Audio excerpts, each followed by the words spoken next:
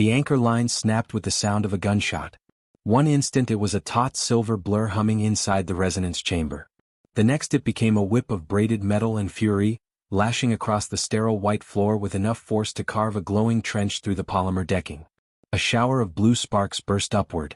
Something hard and jagged spun free from the shattered tension housing, crossed the room in a blink, and punched straight through Mara Vance's left shoulder. The impact lifted her half a step off the deck. A wet crimson fan splashed across the chamber's transparent calibration screen, blooming over equations and harmonic maps in a color none of the 6 alien researchers in the room ever wanted to see again. For a frozen second, the blood hung there in the low-gravity field like a torn red veil. Then the containment alarms woke up. A flat mechanical shriek flooded the lab. Emergency lights pulsed amber, then scarlet. Sealed doors began to grind downward from the ceiling. Somewhere behind the main console, a glass-bodied Naren scholar dropped his data slate and made a high, choked sound of pure instinctive terror. Another student, one of the Featherlight Ilyari, actually folded to the floor, all 4 knees striking at once. Their species responded to catastrophic stress by going motionless. "Mara!" shouted Professor Thalen, his translator collar unable to decide between warning, command, and prayer. "Do not move. Your pressure vessel has been breached." Mara stared at the jagged length of alloy protruding from her shoulder. For a moment she did not seem to understand what she was looking at.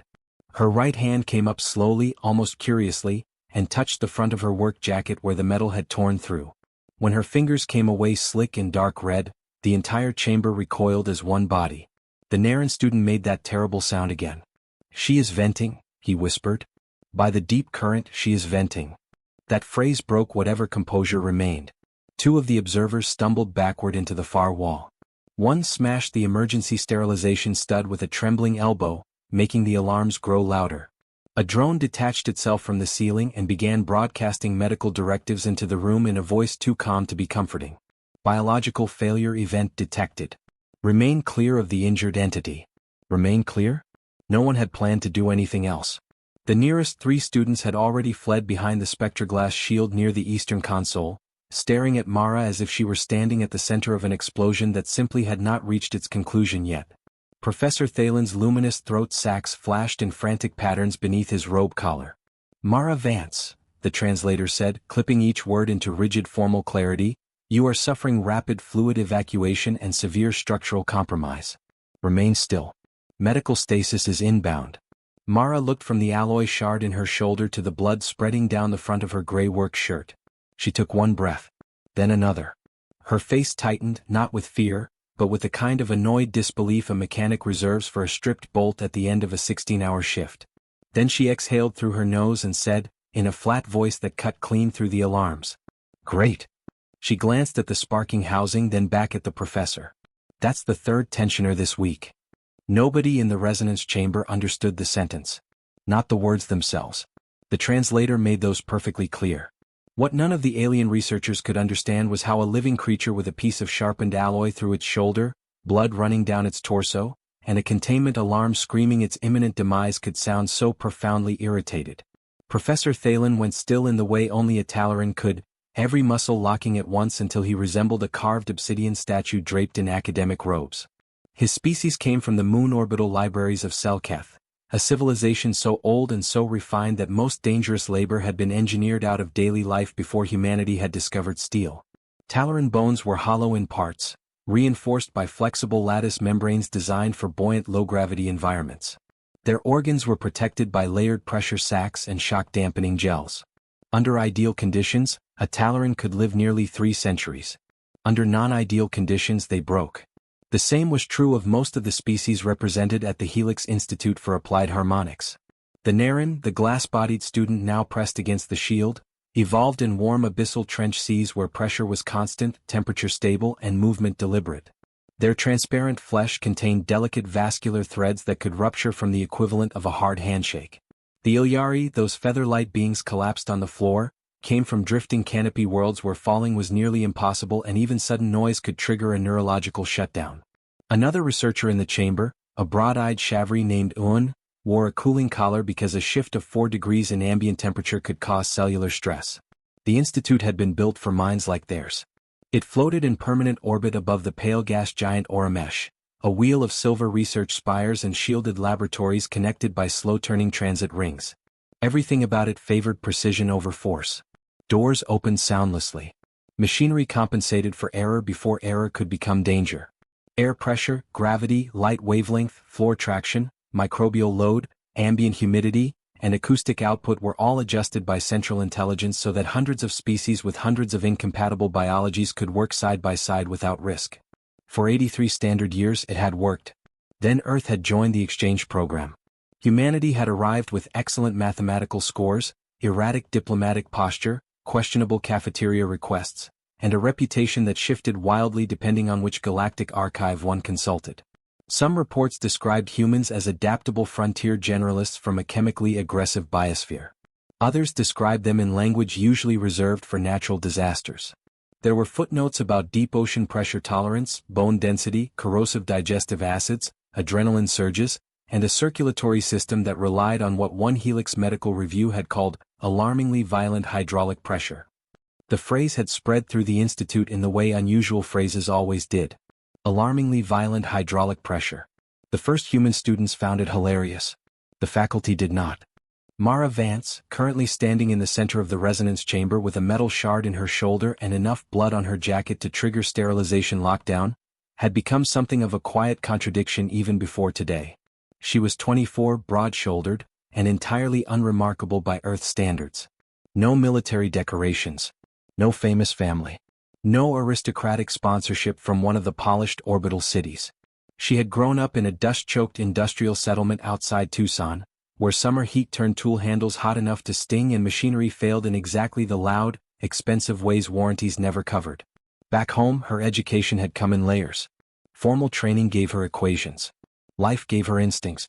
Her mother repaired agricultural drones for 3 counties. Her older brothers ran field rigs and solar reclamation yards. Mara herself had spent years in machine sheds and maintenance bays learning which noises mattered, which vibrations meant trouble, and which safety systems could be trusted only right up until the moment they couldn't. She understood resonance theory well enough to earn a place at Helix, but underneath the academic credentials she was still, at heart, a systems mechanic with a talent for making ugly things work. To the institute that made her useful. To many of its students, it also made her unnerving. Humans moved too hard. Spoke too loudly. Gripped tools as if they expected resistance from the universe and meant to win the argument. Their joints carried load. Their muscles could generate sudden force. Their skin bruised, scarred, and healed instead of requiring full regenerative suspension at the first significant trauma. Most unsettling of all, they seemed psychologically calibrated for malfunction. Where other species saw system deviation as an emergency, humans often saw it as the beginning of a task. That difference lived in every room Mara entered. She had learned to stand a little farther back from Ilyari classmates so her gestures would not startle them. She lowered her voice around Naren researchers whose auditory membranes were tuned for currents, not impact noise. She stopped bringing certain Earth snacks to group study sessions after one sealed packet of pickled peppers had been classified as an airborne irritant by the station censors. She tried, honestly tried, to be gentle in a place where gentleness was not just etiquette but infrastructure. And still, moments like this reminded everyone that Helix had not been designed with humanity in mind. Professor Thalen forced himself one careful step toward her, though his translator was still broadcasting emergency override codes to the medical wing. His throat sacs flashed a tight sequence of blue-white concern. Mara Vance, the caller said, do not diminish the severity of your condition. A puncture of that magnitude should have collapsed consciousness. Mara shifted her weight, winced, and grabbed the edge of the broken tension housing to steady herself. Blood slid down her forearm and dripped onto the deck in dark, thick spots. Every drop drew another visible flinch from the students behind the shield. Yeah, she said, voice tight but level. Well, should have. The room fell silent around that answer. Not because it was dramatic. Not because it was brave. Because it revealed, in one dry sentence, the divide at the heart of the Institute. For the species of Helix, biology was something to preserve through caution. For a human, biology was something that kept working while you dealt with the problem. That, more than the blood, was what unsettled them. If Mara had screamed, the chamber would have made sense again. If she had collapsed, if she had begged for stasis, if she had clutched at Professor Thalen and pleaded for the medical drones to hurry, every mind in the room could have arranged the event into a familiar pattern. Catastrophic damage. System failure. Emergency response. Instead, Mara Vance looked at the shard in her shoulder the way a maintenance tech looks at a cracked housing plate. Not with terror, but with immediate calculation. Professor Thalen had noticed that habit long before today. Most Helix students approached engineering as an extension of theory.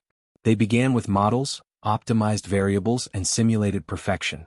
Even in practical labs, they handled machinery like scholars touching sacred relics. Mara did not. She respected machines, but she never romanticized them. To her, any machine was just a collection of parts under stress, and stress always told the truth eventually. It had made her valuable in class. It had also made her reputation strange. 3 weeks after arriving at the institute, she had shut down an oscillation furnace by ear before the sensors caught the fault, because, as she later explained to a baffled room of researchers, bearings don't whine like that unless something's chewing itself to death. A week after that, she had rebuilt a field harmonizer with a stripped alignment ring by cutting a spacer out of packing polymer and seating it by hand.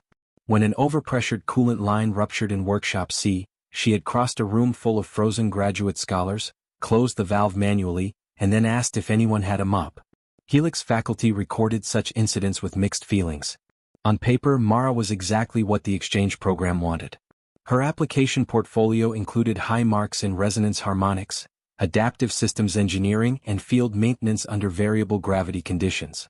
She had earned her place with a research paper on harmonic load drift in mobile reactor assemblies, a piece of work so sharp and practical that Professor Thalen had personally requested her placement in his lab. But paperwork could not capture the rest of her. It could not capture the dry workshop where she grew up, where machines outnumbered people and almost all of them were older than they should have been. It could not capture summer afternoons in Tucson heat, kneeling on corrugated steel with a wrench in one hand and a flashlight in her teeth while her mother called out diagnostic values from a tablet whose screen kept overheating. It could not capture the solar reclamation yards where panels sliced hands open if you got lazy, or the irrigation pumps that never failed cleanly, or the fact that everyone Mara knew treated injury less like tragedy and more like weather. Unpleasant, sometimes expensive, but not in itself surprising. Back home, competence had never looked elegant. It looked like electrical tape wrapped over cracked grips. It looked like scarred knuckles. It looked like carrying spare seals in your pocket because the supplier was late again and the farm still needed water by nightfall. Mara's earliest lessons had nothing to do with alien harmonics and everything to do with stubborn systems that only stayed alive because somebody with enough grit kept them running. Her brothers taught her leverage before algebra. Her mother taught her the difference between a real emergency and an expensive inconvenience. A foreman at a reclamation yard taught her how to listen to structural strain through her boots. A medic once taught her, after Mara split her forearm on a jagged solar frame at age 16, how to wrap a compression bandage tight enough to matter. None of those people would have called themselves brilliant. Mara would have trusted every one of them in a crisis over half the institute. That was the part Helix never quite knew how to classify. Mara was intelligent, yes. She could derive load equations on a glass board faster than some postdoctoral researchers. But her real edge was older and rougher than that. She did not merely understand systems. She expected them to betray their operators sooner or later. She expected things to break under strain. She expected safety protocols to lag behind reality by several crucial seconds. And because she expected all that, she rarely wasted time being shocked when it happened. The alien students called that confidence. It wasn't. It was familiarity. Behind the spectroglass shield, Ewan the Chavry stared at Mara's bleeding shoulder with the expression of someone watching myth become flesh. How? He whispered, too softly for the translator to bother with. Is she still standing? Because standing was what humans did first. Panicking came later if it came at all. Mara pressed her palm harder against the wound and sucked air through her teeth as a hotter wave of pain rolled through her shoulder. Her knees threatened to loosen for half a second, then held. She tilted her head, tracking the broken tension housing, the scored deck, the angle of the snapped anchor line, already reconstructing the failure sequence through the pain. There it was again. That instinctive pivot toward diagnosis. Professor Thalen saw it and understood, perhaps for the first time, that the human exchange students had been miscategorized from the beginning. Helix records treated them as a diplomatic curiosity from a hazardous world. That was true but incomplete.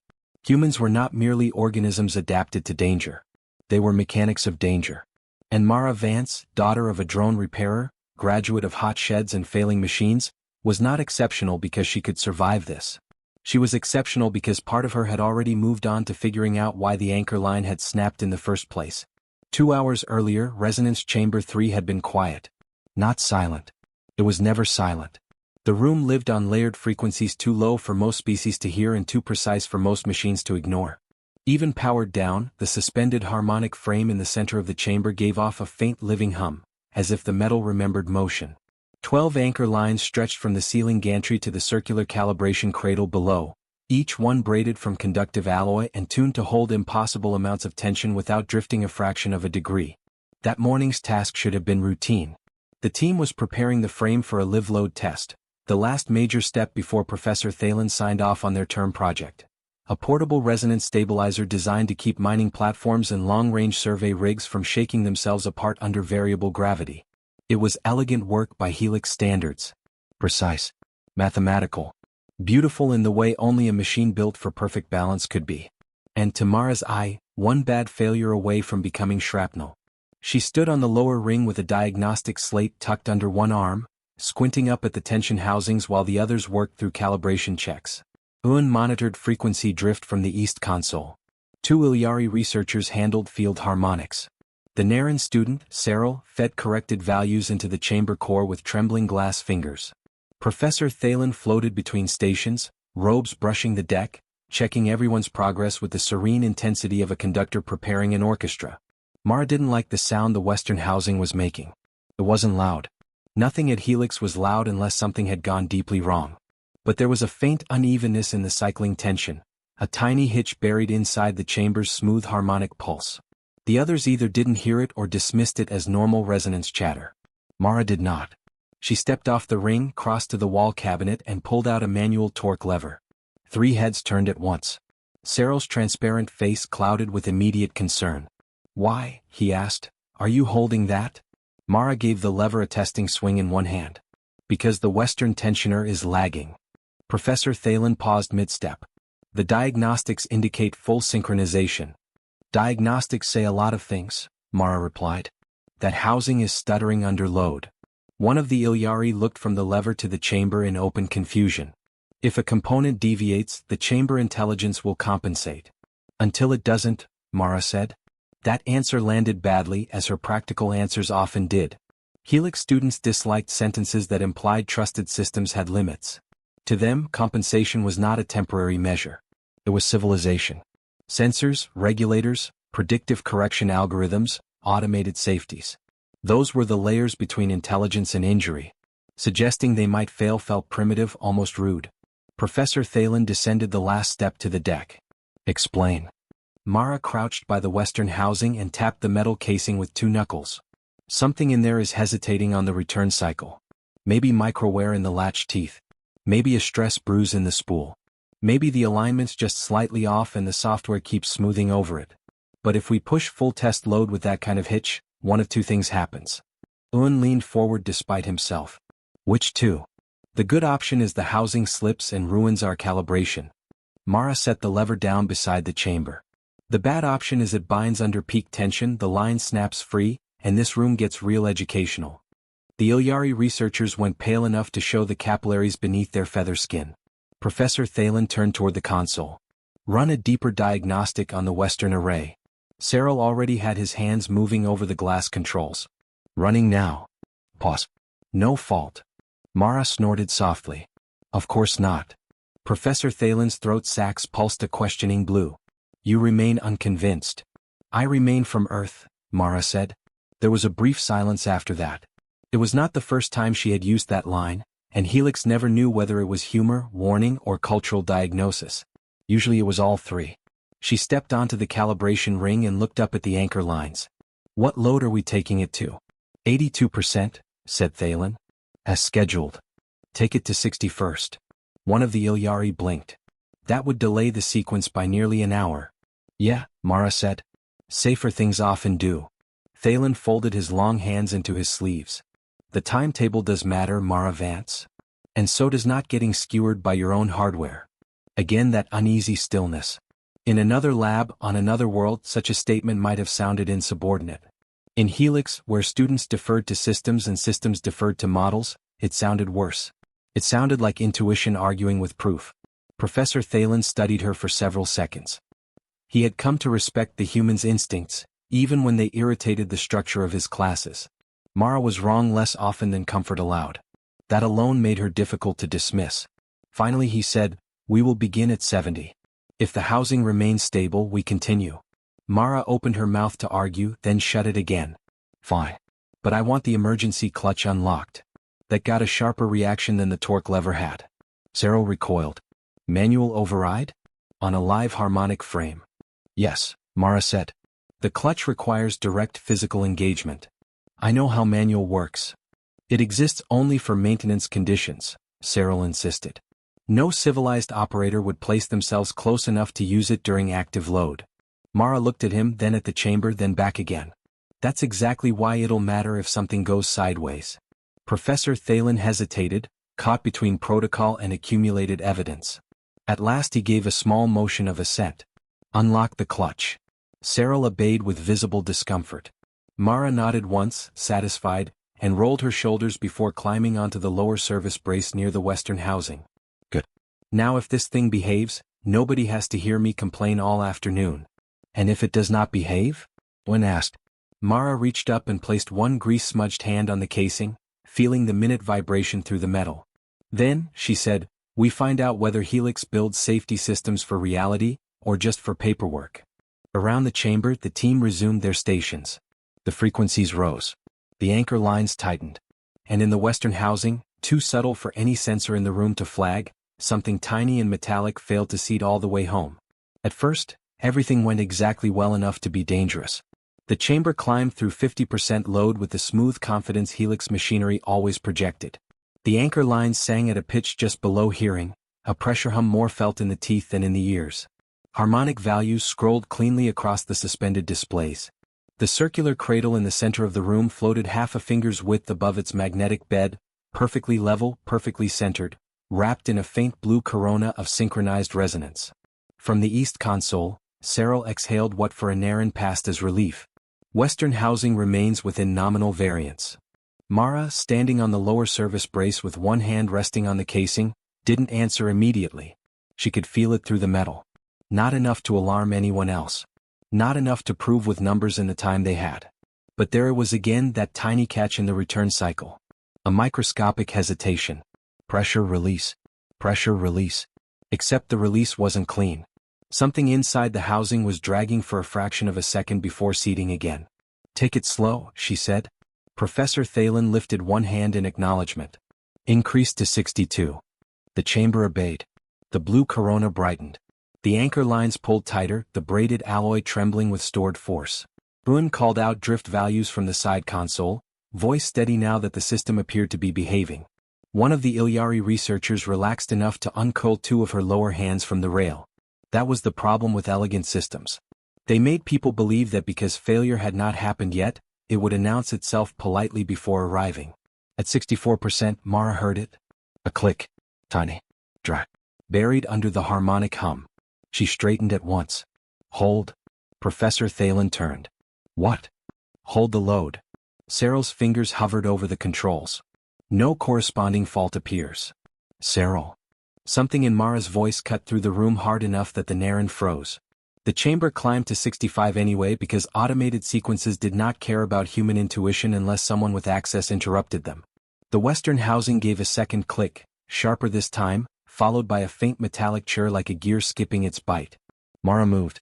She dropped from the service brace to the deck, hit hard on the balls of her feet, and lunged toward the manual clutch assembly mounted beside the western tensioner. Behind her, Professor Thalen finally snapped, "Suspend sequence." Too late. The failure began as a tremor. The western anchor line twitched once, a violent shiver running through the braid from ceiling gantry to cradle. The blue corona around the chamber rippled. Harmonic values jumped 3 points and corrected. Then 6. Then 14. Cyril made a sound Mara had only heard from him once before, when a pressure tube had cracked in a lab demonstration. "Compensation is not holding." "No kidding," Mara muttered, already grabbing the manual release wheel. The housing screamed. It was not a machine noise anymore. It was the shriek of metal under sudden betrayal, a sound so raw and physical that every non-human in the room recoiled at once. The outer casing bulged. One of the latch bolts sheared sideways and ricocheted across the chamber in a spray of sparks. The anchor line snapped slack for an impossible half-second, then whipped tight again as the automated compensators overcorrected. The cradle lurched off-center. A pulse of distorted resonance slammed through the room. Displays shattered in midair. The nearest Ilyari researcher cried out and dropped flat, hands over her auditory membranes. Un staggered backward into the wall as the floor beneath the chamber rang like a struck bell. "Mara, clear the assembly," Professor Thalen shouted. Mara planted both hands on the release wheel and heaved. It did not move. Of course it didn't. The load had jammed the clutch exactly the way she feared it would. The western housing split open. Braided alloy exploded outward in a shining blur. The anchor line lashed across the chamber with the sound of an artillery crack, carving a molten white groove through the deck where it struck. The free end smashed through the suspended calibration screen, showering the room with hot crystalline fragments. One jagged section of the shattered tension bracket spun free from the housing, end over end, faster than thought. Mara saw it only as a flash. Then it hit her. The shard punched through the top of her left shoulder just inside the collar line, tearing through jacket, undershirt, and flesh with a wet mechanical force that felt less like being cut than being driven apart. The impact twisted her half around. Her right hand flew off the wheel. For an instant all the air went out of her body in one dumb, stunned grunt. The shard kept moving until bone stopped it. Then everything went red. Not metaphorically. Literally. A bright arterial spray burst across the transparent calibration panel and the white deck beyond it, spattering equations, boots, and polished instrument housings in a color so aggressive against the lab's clinical surfaces that the room seemed to recoil from the sight. Mara stumbled back 2 steps and nearly went down. The anchor line, now fully loose, smashed against the far wall hard enough to dent the reinforcement plating. One of the remaining housings overloaded in sympathy and burst its outer seals with a sharp report. Emergency shutters began dropping from the ceiling. The chamber's central intelligence, finally convinced this was no longer recoverable drift but active catastrophe, flooded the lab with a flat mechanical wail. Critical structural failure. Biological hazard event detected. The words were almost drowned out by the reactions of the living. Cyril dropped his slate. It shattered underfoot and he didn't seem to notice. His transparent skin had gone milk white with internal stress. "She is breached," he whispered, then louder, voice breaking into a high, glassy panic. "She is breached." The nearer Ilyari didn't scream at all. She simply folded where she stood, nervous system locking her into collapse. Boone backed into the spectroglass shield and stayed there, both hands over his mouth as if he could physically hold in his horror. Another researcher made it halfway to the door before the descending emergency barrier cut off escape with a heavy slam. Professor Thalen stood in the middle of the room, luminous throat sacs flaring so wildly beneath his collar that the translator struggled to keep pace. "Do not approach the human. Do not approach. Medical stasis. Immediate stasis. Chamber isolation. Containment team now." Mara heard pieces of it through the ringing in her ears. Mostly she heard the wet drip hitting the deck. She looked down. Blood was running down her arm in hot, fast sheets, darkening the gray fabric almost black before spilling from her fingertips. More of it pattered onto the floor in thick drops. The alloy shard jutted from her shoulder at an ugly angle. Her entire left side felt suddenly distant and electric, as though the nerves couldn't decide whether to scream or go numb. Across the room, 6 alien researchers stared at her with the same expression. Not concern. Not yet. First came disbelief. Then the deeper, older thing underneath it. The certainty that they were watching a living body come apart in real time. Professor Thalen took one cautious step toward her, then stopped when Mara swayed and caught herself on the ruined clutch housing. "Mara Vance," the translator said in a voice gone thin with emergency authority, "remain motionless. Your pressure vessel has been catastrophically compromised." Mara stared at the blood on her hand. She took one careful breath. Then another. Pain arrived in a hot white wave that made the edges of the room contract. She clenched her jaw until it passed enough to think. The alarm screamed. The shutters locked. Behind the shield, Cyril made a broken sound like cracking glass. And in the center of all that panic, Mara Vance looked at the metal lodged in her shoulder, looked at the ruined tensioner, and understood with immediate furious clarity that she had been right. Her face tightened. Not with fear. With annoyance. "Great," she said hoarsely. She spat blood taste out of her mouth, glared at the wrecked housing and added, "That's the 3rd tensioner this week." Professor Thalen was still issuing stasis codes when Mara raised her blood-slick right hand and cut him off. "No stasis." The translator collar on his throat crackled, as if the system itself objected to the statement. "Mara Vance, you are in active fluid loss." "Yeah," she said through clenched teeth. I noticed. She pushed away from the ruined clutch housing and nearly blacked out when the shard in her shoulder shifted. The room lurched sideways. For a split second all she could hear was her own pulse hammering inside her skull, hard and fast and furious. She locked her knees before they could betray her, sucked air through her nose and forced the wave back down. Not artery, she told herself. If it had hit the big vessel under the collar, she'd be on the floor already. She could still breathe. Left hand numb at the edges but not dead. The shard hurt like hell, but pain was data. Pain meant pieces were still talking to each other. Behind the shield, Cyril stared at her in abject disbelief. She is evaluating the failure while venting. Cyril, Mara snapped, voice ragged, under the west bench. Orange field bag. Grab it. He did not move. For one absurd second, Mara thought he might actually faint. Professor Thalen stepped forward, though only one careful pace, every instinct in his body clearly warring with every protocol in his education. The medical team is 23 seconds away. Then they can watch, Mara said. The words came out flat, hard, and so confident that the room stalled around them. Mara turned, braced one hand against the bench, and dropped to one knee beside the west wall. Blood streaked down her jacket sleeve, spattered the deck, and ran in warm lines between her fingers. Her vision tightened at the corners. She hated that. Hated the weakness of it. Hated that her body was trying to decide for her whether this counted as survival or shutdown. It counted as work. Bag, she said again. This time Owen moved. The Chavry researcher made a tiny helpless noise as he crossed open floor, seized the orange field bag with both hands, and half threw it toward her before stumbling back as if proximity itself were dangerous. The bag skidded through a smear of blood and bumped against Mara's knee. Good, she said. Now stop looking like I'm a funeral. With her right hand she yanked the bag open and spilled half its contents onto the deck.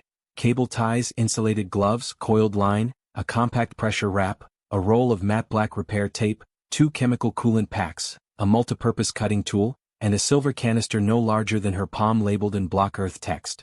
Quick seal foam. Industrial emergency patch. Professor Thalen's translator tried and failed to keep up with his alarm. That container is not medical. No, Mara said. It's useful. There were gasps behind the shield. To Helix minds, the distinction was monstrous. Mara did not waste breath on explaining. She bit down on the zipper pull of the bag, trapped it between her teeth so it would stop sliding, and dug deeper until her fingers found the triangular compression sling packed at the bottom. Good. She threw it across her lap, then reached for the cutting tool.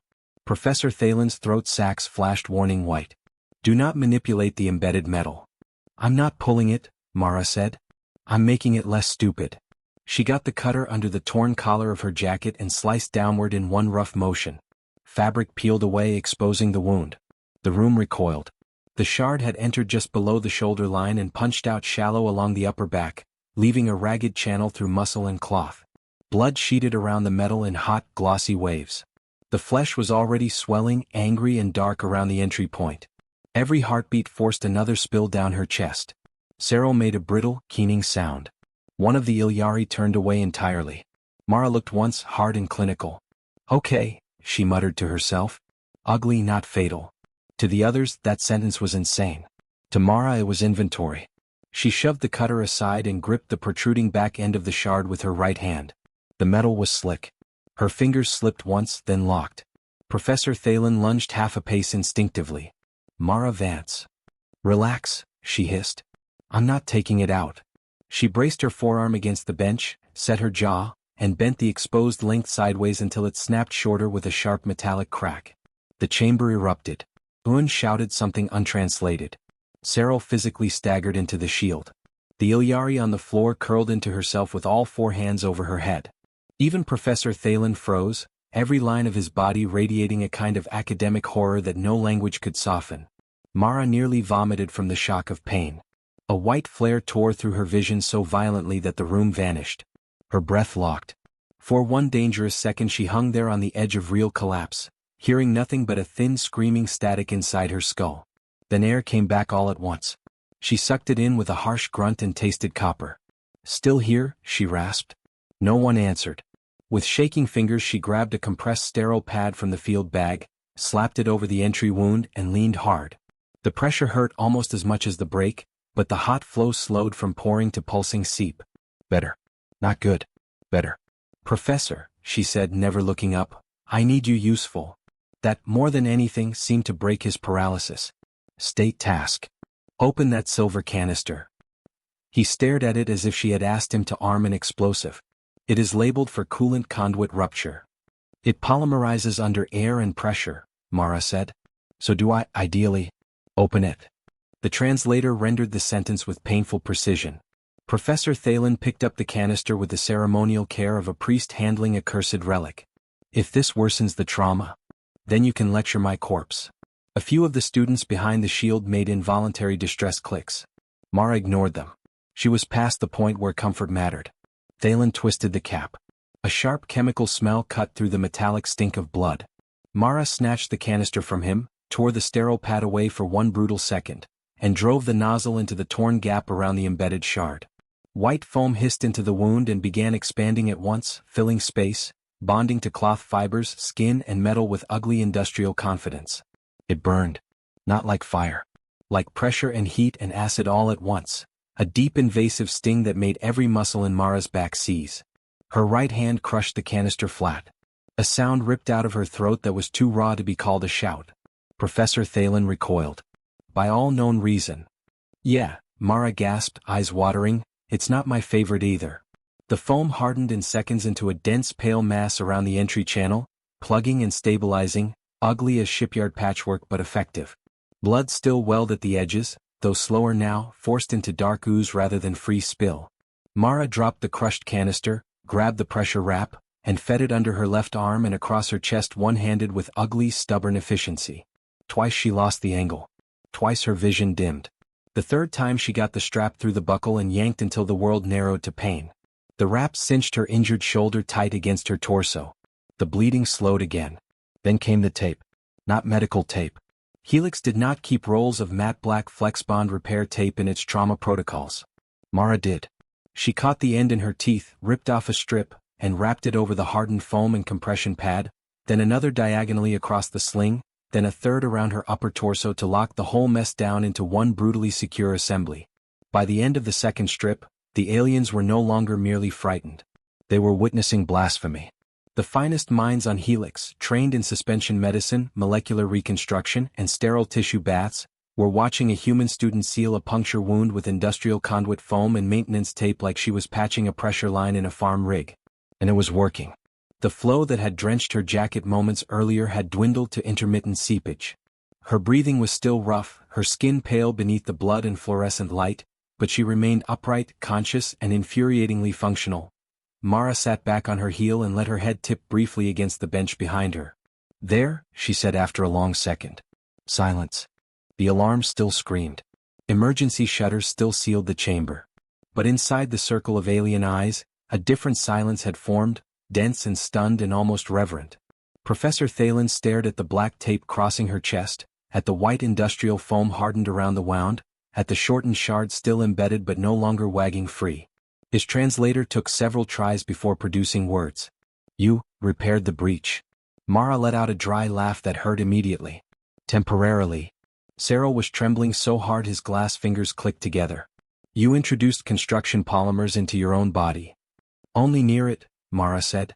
Then, after glancing down at the mess and reconsidering, mostly, Boone swallowed audibly. Does your species receive formal instruction in this? Mara wiped sweat off her lip with the back of her wrist. No. My mother just hated paying clinic bills. That answer did not help them. The chamber doors finally boomed with the arrival of the medical team outside, but for a second none of the researchers moved to let them in. They were still staring at Mara with the same expression people reserve for a machine that should not run after its casing has been split open. Mara pushed herself to her feet in stages, one hand on the bench, the other braced over the taped compression wrap. The room tilted again but less this time. She looked at the ruined tension housing, the snapped anchor line, the glittering wreckage across the deck. Then she looked at Professor Thalen. Next time, she said hoarsely, when I say the part sounds wrong, maybe trust the woman from the machine planet. The medics arrived in a rush of white light, sterile carts and procedural certainty. Then they saw Mara standing. That was the first failure in the response chain. The lead physician, a long-limbed VAR specialist named Dr. Sell, swept through the chamber doors flanked by two hovering trauma drones and stopped so abruptly that one of the drones nearly collided with his back. His translator collar flickered as it recalibrated between emergency command mode and visible confusion. He had clearly expected a collapsed body, a sealed pressure field, perhaps a triage site already marked for stasis extraction. Instead he found a human student on her feet, pale and sweating but upright, one shoulder wrapped in a brutal lattice of compression sling, hardened industrial foam and black repair tape. A shortened shard of alloy still protruded from her. Dr. Sell stared. One of the drones angled a scanner beam over Mara's torso and immediately emitted a sharp warning tone. Foreign non-medical compounds detected, the drone announced. Unstable particulate seal. Adhesive contamination. Possible toxic infiltration. Professor Thalen, still visibly rattled, made a low sound in his throat. It is not contamination. It is her solution. Dr. Sell turned toward him. That sentence is medically offensive. Mara gave a weak snort. You're welcome. The trauma drones surged forward. Mara lifted her right hand half an inch, which was all she had in her, and they stopped. The movement alone sent a hot bolt of pain through her neck and back, but she kept her face straight through it. No stasis, she said. Dr. Sell seemed personally insulted by the words. You have lost significant fluid volume. You are presenting pallor, elevated respiration, and acute traumatic insult. You do not determine treatment. I absolutely do, Mara said. The scanner made another sound, this one more urgent. One of the drones projected a floating anatomical model above her shoulder, the wound rendered in translucent light. Torn upper deltoid, puncture track, partial muscle disruption, no major arterial severance, bone grazed but intact. The industrial foam sat in the channel like a hardened wedge, obscene by clinical standards, but doing exactly what it had been forced to do. Dr. Sell's eyes fixed on the projection, then widened. The plug is reducing hemorrhage. Professor Thalen folded his hands into his sleeves again, a sign with him that emotion had become too large for gesture. Yes. The support wrap is redirecting strain. Yes. The embedded fragment was shortened to reduce oscillatory movement before stabilization. Professor Thalen's bioluminescent throat sacs gave a faint, helpless pulse. Also yes. Dr. Sell looked back at Mara the way scholars looked at unclassified organisms dredged from hostile oceans. You performed field trauma control, he said slowly, using maintenance supplies. Mara shifted her stance and instantly regretted it. I performed field trauma control using what was nearby. A silence opened in the room. Behind Dr. Sell, the two drones exchanged data in rapid optical pulses. One of them lowered its scanner and announced, in the same calm voice it had used for biohazard warnings, improvised human intervention has preserved functional consciousness probability by 63%. No one liked hearing that. Not the medics, whose response had been outpaced by a non-professional using conduit sealant. Not the students who had just watched accepted medical order collapse into something much rougher and more effective. Not Professor Thalen, who was beginning to understand that half the Helix Institute's emergency doctrine rested on assumptions humans simply did not share. Dr. Sell recovered first because physicians built from institutional authority usually did. Very well, he said, voice clipped now. We move her to the infirmary. Full tissue scan. Chemical neutralization. Controlled extraction of the metal. Regenerative weave closure. Mara shook her head once. No chemical neutralization. Dr. Sell went still. You cannot keep industrial foam in a trauma site. I can until you're ready to close the channel for real, she said. You dissolve that patch before you've got human-compatible sealing and I'll start leaking all over your nice floor again. One of the Ilyari students made a soft distressed noise from behind the shield. The image of renewed bleeding was apparently too much for her nervous system. Dr. Sell turned toward the hovering wound model, then back to Mara, then to the projection again. He was not stupid. That made this harder for him. If Mara had been obviously irrational, protocol would have solved the problem. But she was coherent, oriented, and very likely correct about the order of operations. That left him with a more humiliating possibility. The patient understood the injury better than the room did. He drew himself up. You will not instruct this medical wing in trauma care. Then stop trying to treat me like a cracked aquarium, Mara replied. Professor Thalen closed his eyes. Owen, still near the shield, made a strangled sound that might have been horror or admiration. At Helix, one did not speak to a chief trauma physician that way. One certainly did not do it while held together by industrial sealant and tape. Dr. Sell's expression tightened. Your species complicates civilized medicine. Mara managed a tired smile. We tend to complicate a lot of civilized things. That, somehow, became the line that shifted the room. Not because it was witty. Because everyone in it now had evidence. The tensioner had failed. The emergency sequence had lagged. The medics had arrived according to protocol. And the only reason Mara Vance was still standing to argue with them was that she had acted first, brutally and without permission. Dr. Sell dismissed one drone with a curt motion and sent the other to summon a human-compatible biochemical pack from Central Stores, a request that had almost certainly never been marked urgent before.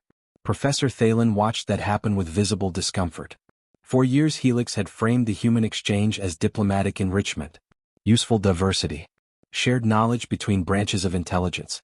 But standing in the blood-spattered wreckage of Resonance Chamber 3, he was beginning to suspect the exchange carried a truth much larger than culture. Humans did not merely survive dangerous environments. They forced dangerous environments to negotiate. When the gurney finally arrived, Mara let them help her onto it only after Dr. Sell agreed, reluctantly and aloud, that the foam plug would remain in place until a full wound strategy was established. Even then, she kept one hand clamped over the pressure wrap and watched every instrument brought near her like a mechanic evaluating untrusted tools. As the trauma team wheeled her toward the infirmary, the students in the chamber parted without being asked. Not out of courtesy. Out of awe. The blood remained on the transparent calibration screen. The snapped anchor line still smoked faintly where it had scored the deck. The broken housing lay open like a metal skull split for study. And at the center of all of it, stamped onto every mind present, was a new and deeply unsettling realization. What the Institute classified as catastrophic biological failure, a human from Earth might classify as a repair problem.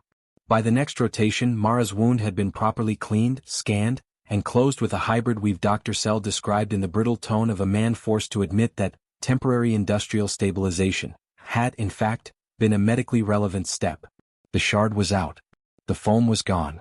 The tape had been replaced by a flexible compression brace and a thin lattice seal that shimmered faintly under the skin whenever she moved. It still hurt. Not the bright savage pain from the chamber. This was deeper. A hard pulling ache that settled between her shoulder blade and collarbone, reminding her every time she reached too far that flesh had limits, even when stubbornness pretended otherwise. Mara did not mind pain half as much as inactivity. So when Dr. Sell told her to avoid non-essential mechanical strain for 3 days, she thanked him, waited 4 hours, and reported to Resonance Chamber 3 to review failure logs. The room had been scrubbed, sterilized, recalibrated, and politically rearranged. The blood was gone.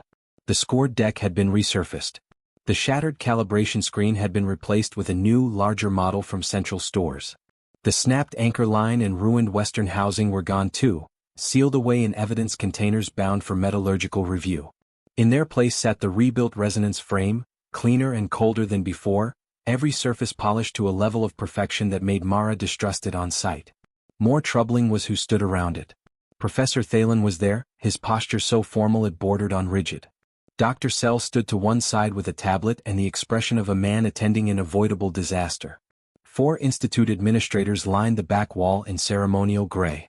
And at the center of the room, floating half a handspan above the deck as if gravity were an administrative burden beneath notice, hovered Senior Oversight Examiner Kaler Vey. Mara knew the type before she knew the title.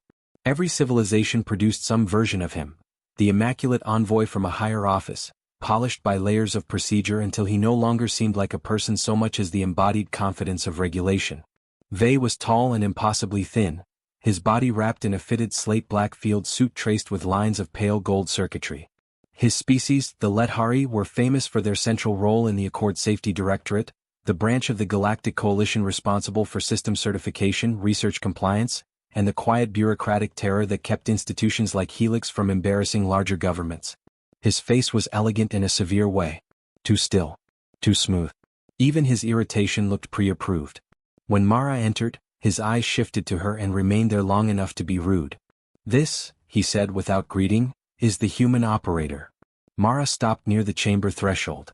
"This is the guy who says hello weird." Professor Thalen made a tiny pained motion with one hand. Dr. Sell looked briefly heavenward, though nothing in the infirmary records suggested he was religious. Senior Examiner Vey did not react. "Your injury report is disturbing. Yours probably would be too if you got hit with a tension bracket." "The report is disturbing," Vey repeated, "because it includes unauthorized manual modifications, unsafe proximity to active harmonic load, non-compliant field behavior, and the introduction of industrial polymers into living tissue. Mara hooked her good thumb into her belt and let the compression brace pull tight across her shoulder. You forgot, survived. A silence rippled through the room. One of the administrators actually looked down at the floor. They turned back to the rebuilt frame. The Accord Directorate is not concerned with improvisational heroics. It is concerned with why a research chamber at Helix allowed such primitive conditions to arise in the first place. There it was. Primitive. Not dangerous. Not regrettable. Primitive. Mara had heard versions of that word since arriving at the Institute. It always meant the same thing when spoken by a higher authority. Your methods work, but they offend our self-image. She stepped farther into the room. The primitive condition was a bad tensioner. The primitive condition, they said, was reliance on physical tolerances and manual override architecture in a precision environment. Professor Thalen cleared his throat sac softly. The manual clutch existed as a legacy safeguard.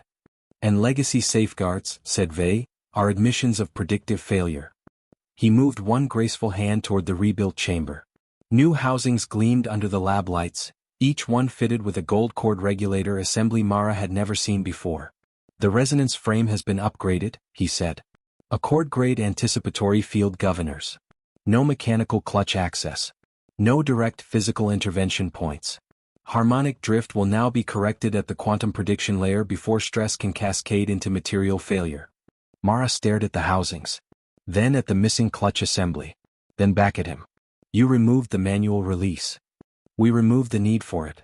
Dr. Sell, who had the posture of a man standing between two incoming weather systems, spoke carefully. Examiner Vey believes the prior design encouraged dangerous human-style intervention. Mara gave a short humorless laugh. Dangerous human-style intervention is why this project still has a student roster. Vey's gaze sharpened. That attitude is precisely the issue. Helix has mistaken survival instincts for engineering discipline. And you've mistaken elegant software for a law of physics, Mara shot back. Now the silence in the room turned hard. Professor Thalen looked at Mara with the silent plea of a mentor begging a brilliant student not to pick a fight with interstellar paperwork. Mara understood the look and ignored it. She walked to the edge of the frame and studied the new governors. Gold lattice. Sealed housings. Predictive harmonic routing through 3 redundant layers. Beautiful hardware if you liked systems that assumed the future would cooperate. When are you testing it? She asked. Immediately, Vey said. Dr. Sell lowered his tablet. That is inadvisable. The human operator is under movement restrictions, the research team remains post-trauma, and the system has not yet been stress-cycled under chamber local variants. Vey did not even turn his head. You are here as medical witness, doctor, not design authority. Mara looked at the rebuilt frame again, letting her eyes run over every change. More prediction. Less access. More elegance. Less forgiveness. Her stomach tightened. Not fear exactly. Recognition. The same feeling she used to get in Tucson Yards when a manager with soft hands ordered a machine buttoned up too clean. When too many weak points got hidden under too much confidence. When everyone in the room began trusting that because a system was advanced, it must also be wise. She rolled her shoulder once and stopped when the brace bit into healing muscle. You're making the same mistake twice, she said. Vey finally faced her fully. Clarify. You built this room to correct drift instead of survive failure. Then the tensioner failed. Now you've rebuilt it to predict failure instead of survive failure. Mara tapped the side of the nearest housing with one finger. Prediction is nice. Survival is nicer. The governors can process 1.8 million corrective states per second. And if something happens outside those states? Vey's expression cooled another degree. That question is intellectually unserious. No, Mara said softly. That question is from Earth. For the first time, something like real irritation crossed his face. The Directorate does not certify designs around cosmic absurdity, human intuition, or hypothetical incompetence. Mara's eyes never left the governor housing. Funny. Reality does. Vey turned to Professor Thalen. Prepare the chamber. That order changed the room. Administrators straightened. Consoles woke. Students who had been kept back for observation, including Cyril and Ewan, exchanged frightened looks and moved reluctantly to their stations. Dr. Sell took 2 steps closer to Mara, low voice urgent now. If you believe this unsafe, say so formally. I just did. Formally enough to stop the test. Mara looked from the rebuilt frame to the sealed housings to the absent clutch. Then to Senior Examiner Kaler Vey, floating in perfect administrative confidence beneath the chamber lights. And she understood exactly what was coming. Not because she was clairvoyant. Because she had met this kind of certainty before. In yard managers, inspectors, procurement officers, and polished experts who had never been underneath a machine when it decided the paperwork was wrong. She drew a slow breath. When this goes bad, she said loud enough for the whole room to hear, your governors won't fail because they're weak. They'll fail because they're smart. Smart systems are always one bad variable away from stupidity. Cyril visibly flinched. Bruin looked as if he wanted to crawl behind the shield before the sequence even started. Professor Thalen closed his eyes for the briefest second. Vey gave the tiniest dismissive tilt of his head. Begin live load test, he said. The chamber lights dimmed. The rebuilt frame began to hum. And every instinct Mara had, every rough-earned signal from machine sheds and failure logs and blood on white floors, told her that the room had just mistaken sophistication for safety. For the first 20 seconds, Senior Examiner Kaler Vey looked vindicated. The rebuilt frame rose through 40% load with a kind of mathematical arrogance. The new Accord-grade governors threaded gold light through the housings, correcting phase drift so quickly the chamber display seemed almost bored by the work. Harmonic graphs ran smooth as poured glass. The circular cradle floated dead center in its field, ringed by a faint amber corona rather than the old blue one. Even the hum of the machine had changed. Less mechanical strain. More controlled precision. The sort of sound that made theorists stand straighter. Vey folded his hands behind his back. Observe, he said without looking at Mara. No clutch. No manual intervention. No opportunity for panic-driven improvisation. Mara did not answer. She was staring at the floor. More specifically, at the resurfaced section beneath the western quadrant of the frame, where the deck patch from the last accident had been replaced with denser reinforcement plating. It was only a slightly darker square in the polished white floor, easy to miss unless you had watched the original anchor line gouge a trench through it. The governors had been modeled on the chamber's standard geometry. The floor was no longer standard geometry. At 60% load, the amber corona around the frame shivered. Barely. A brief flutter at the edge of the field, gone so fast that Cyril's console did not register it. But Mara saw it. Not with special intelligence. With the same ugly familiarity that lets an experienced mechanic notice when a truck engine skips once in the middle of sounding fine. She shifted her weight and felt the brace across her shoulder bite into healing tissue. There, she said. Professor Thalen turned immediately. Where? The west side. Reflection variance off the deck patch. Vey's eyes flicked to the displays. No drift. Because your governors are eating it.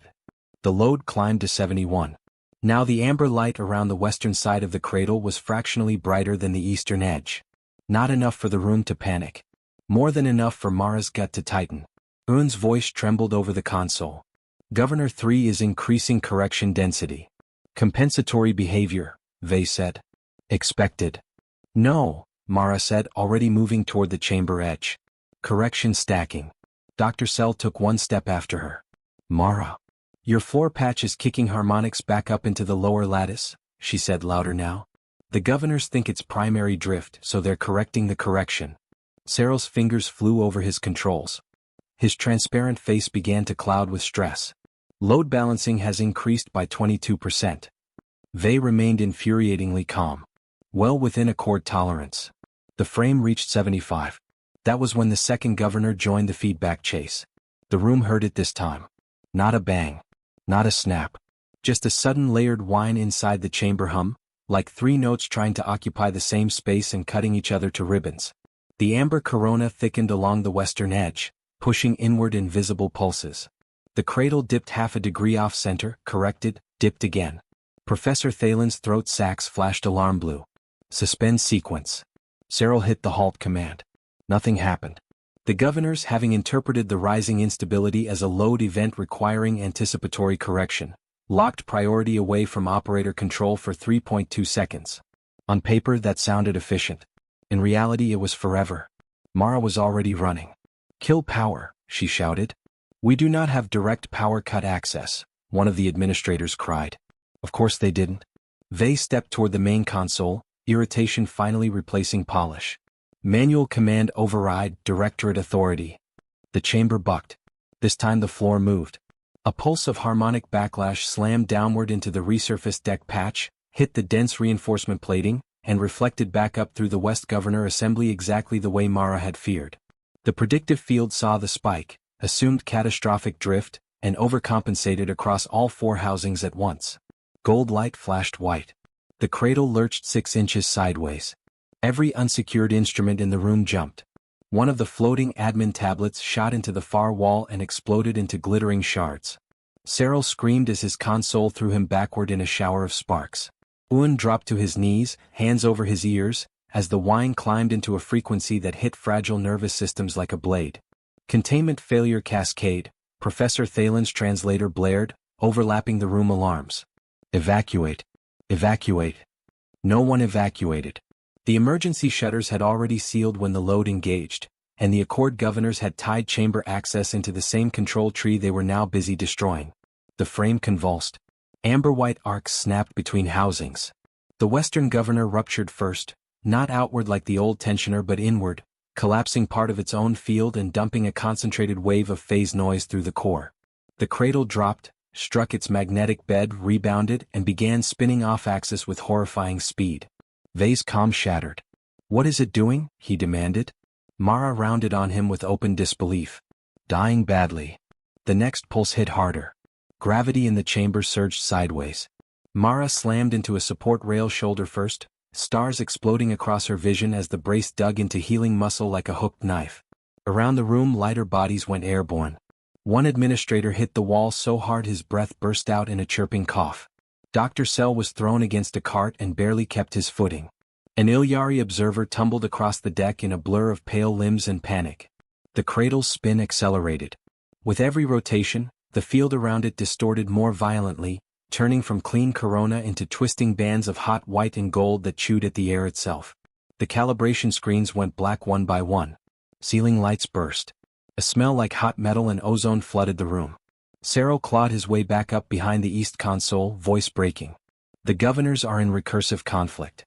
They are forcing full correction against incompatible states." Incompatible states. That was the elegant phrase. The ugly phrase was simpler. The machine was tearing itself apart because it was too smart to stop being wrong. Mara looked across the chamber, searching for anything physical the redesign had failed to erase. No manual clutch. No external release wheel. No direct power gate. No emergency cut rods. Then she saw it. At the base of the frame, half hidden behind decorative shielding, were the governor service spines. Thick insulated access trunks used only during installation, each one feeding live correction current from the lower power manifold into the housings above.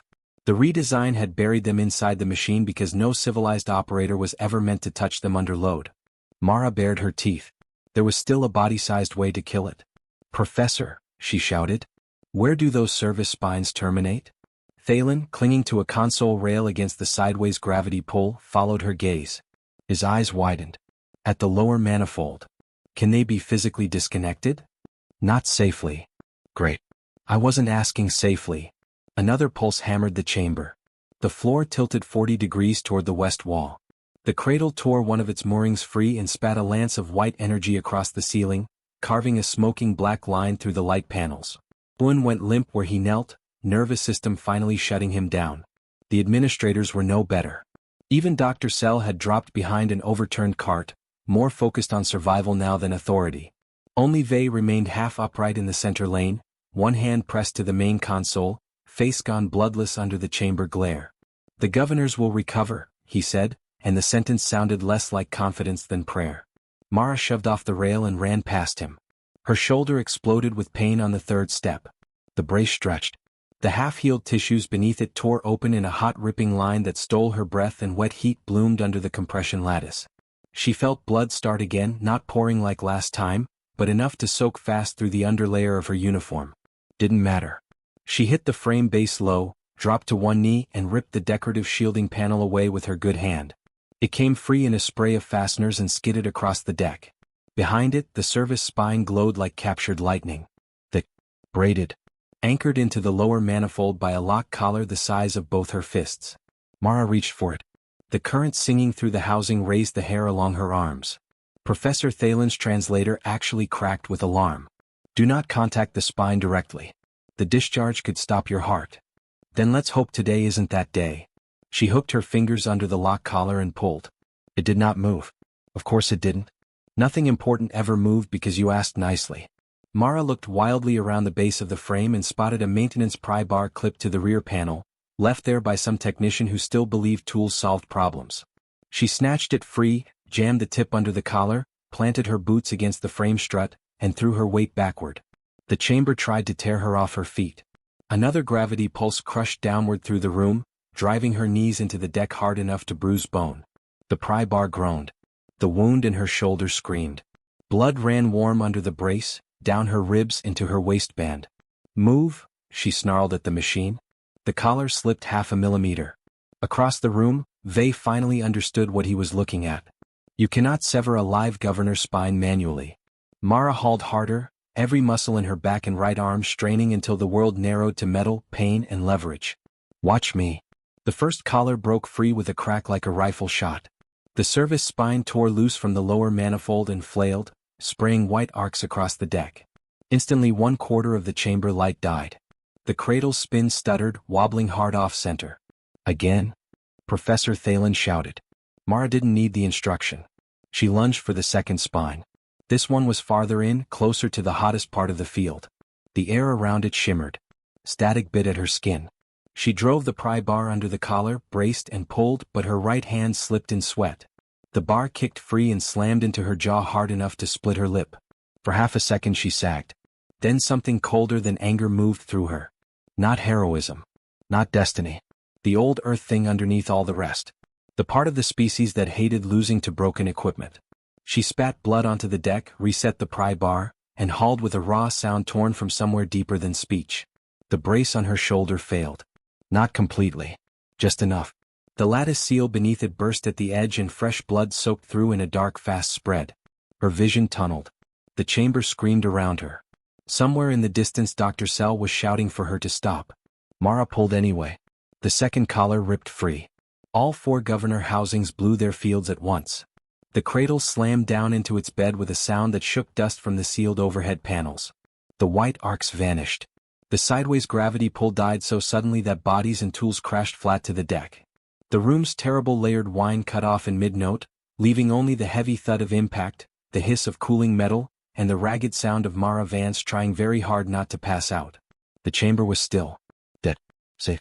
For several seconds nobody moved. Then Professor Thalen staggered toward her, robes torn, bioluminescence flickering with shock. Dr. Sell rose from behind the cart and stopped dead at the sight of Mara kneeling beside the gutted frame, one hand still clenched around the pry bar, the other pressed hard over the blood spreading through her brace. Senior Examiner Kaler Vey remained where the gravity surge had thrown him, staring at the destroyed service spines, the silent cradle, and the human who had just physically disconnected a precision control architecture the Accord Directorate had declared beyond the reach of panic-driven improvisation. Mara looked up at him through sweat, pain, and the metallic taste of a split lip. Her voice came out rough and thin and entirely without triumph. "Turns out," she said, "you still needed the primitive option." For 3 full seconds after the governors died, the chamber belonged to silence. Not ordinary silence. Not the peaceful absence of sound Helix engineers prized. This was the heavy, stunned silence that follows an event large enough to reorder thought. The kind that settles when every person in a room realizes they have just watched one model of reality fail and another take its place. Mara stayed on one knee because standing seemed overly ambitious. The pry bar slipped from her hand and hit the deck with a dull metal clatter. Her injured shoulder throbbed in deep, ugly waves beneath the soaked brace. Every breath reminded her that pain had returned to full authority now that adrenaline was no longer drowning it. She looked at the ruined service spines, the dead cradle, the scorched housings, and felt only one simple exhausted emotion. Annoyance. Again. Dr. Sell reached her first, crouching with far less elegance than any Helix medic would have considered acceptable a day earlier. His scanner swept once across her torso and emitted an outraged tone. "You have reopened the closure lattice." Mara swallowed and wiped blood off her mouth with the back of her wrist. "That sounds like a very medical way to say I overdid it." "You are hemorrhaging through a compromised repair field." Still sounds like overdid it. But Dr. Sell was no longer listening in the same way. Before the first accident, he would have heard resistance in every joke, recklessness in every refusal. Now, kneeling beside a human who had just disabled a catastrophic feedback cascade with a maintenance pry bar and a refusal to respect elegant failure, he heard something else. Operational truth. He pressed a seal patch against her brace with one hand and barked orders at the trauma drones with the other. Portable weave field. Human blood replacement protocol. Immediate. His translator nearly clipped the last word in two. And no stasis. That detail landed in the room with almost physical force. No one commented on it, but everyone heard it. A Helix physician who had once treated human judgment as a complication had just altered his own protocol around it. Across the chamber, Professor Thalen stood amid shattered instruments and cooling metal, his luminous throat sacs cycling through patterns too complex for the translator to flatten into speech. When words finally came, they emerged low and careful. The test record captured everything. Senior Examiner Kaler Vey did not answer immediately. He was still on the deck where the gravity pulse had thrown him, one immaculate sleeve scorched black at the cuff, all the clean confidence of bureaucratic superiority burned out of his posture. When he finally rose, it was not with his earlier floating grace. It was with the visible caution of someone who had just discovered his own physical vulnerability in a room built by other minds.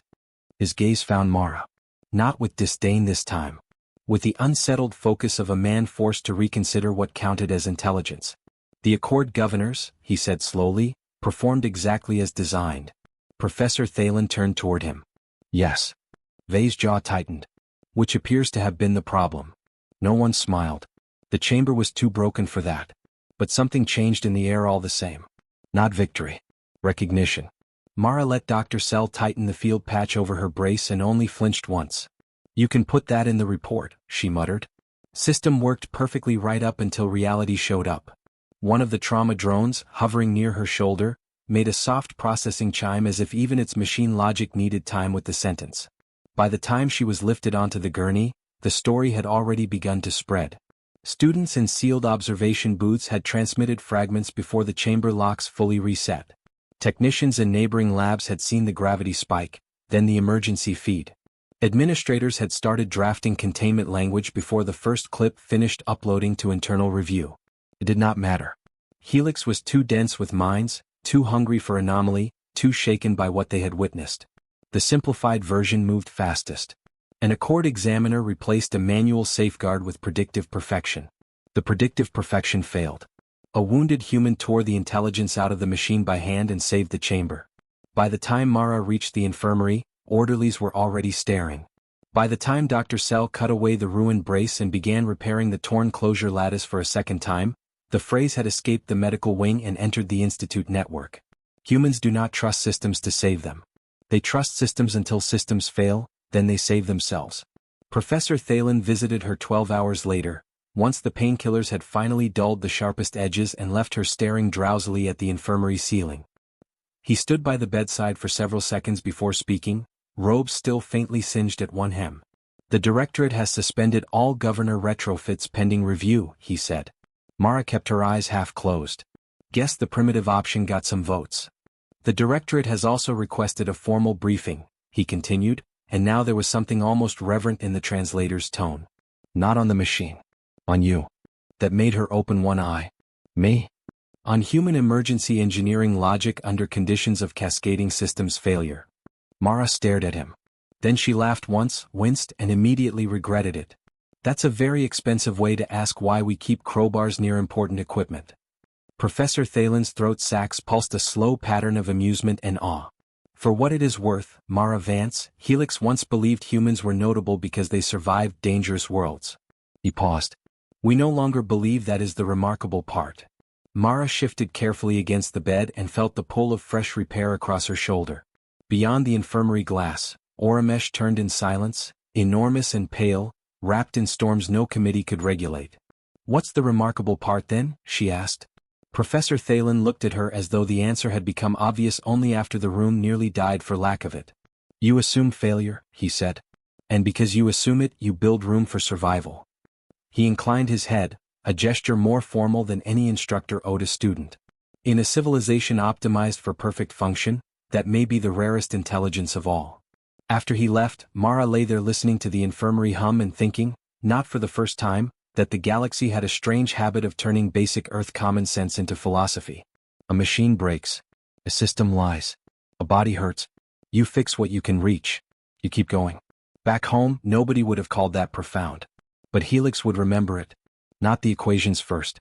Not the redesign report. Not the elegant language of predictive correction. It would remember the human with one ruined shoulder, a pry bar in her hand, and enough stubborn practical sense to rip certainty out by the roots when certainty became dangerous. And from that day forward, every chamber at Helix that mattered would keep at least one manual override. Not because it was efficient. Because Mara Vance from Earth had taught them that intelligence was not proven by how perfectly a system ran. It was proven by what remained standing after perfection failed.